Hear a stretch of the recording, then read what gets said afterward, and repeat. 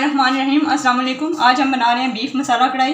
जो बीफ कढ़ाई बनाने के लिए कढ़ाई लेंगे, फ्लेम ऑन करेंगे और उसमें हम बीफ डालेंगे। ये बोनलेस बीफ है और इसको हमने छोटा छोटा काटा हुआ है। ये ½ kg बीफ हमने लिया है। उसके बाद 1 टेबलस्पून हमने लहसुन का पेस्ट लेना है, वो हम इसमें डाल देंगे।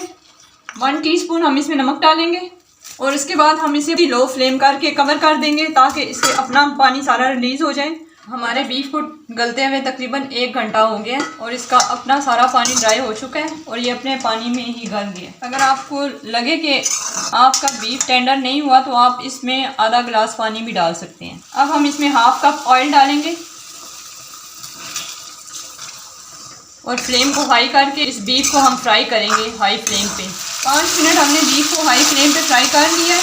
अब हम इसमें टमाटो पेस्ट डालेंगे। मेरे पास ये फ्रोज़न है, आप फ्रेश टमाटो लेके उनका पेस्ट बना सकते हैं। 2 आपने मीडियम साइज़ के टमाटर लेने हैं, उनका पेस्ट बना लेना है। ये हम इसमें डाल देंगे। इसके साथ ही हम इसमें कुछ मसाले डालेंगे। ये रेड मिर्चों का पाउडर है, 1 टेबलस्पून ये हम इसमें डाल देंगे। ½ टीस्पून हमने इसमें काली मिर्च का पाउडर डालना है। 1 टेबलस्पून धनिया पाउडर और 1 टीस्पून हम इसमें ज़ीरा पाउडर डालेंगे और इसको मीडियम लो फ्लेम पे हम फ्राई करेंगे तकरीबन 5 मिनट के लिए। 5 मिनट हो चुके हैं इस बीफ को फ्राई होते हुए। अब हम इसमें दही डालेंगे। ये ½ कप दही है, ये हम इसमें डाल देंगे, मिक्स करेंगे।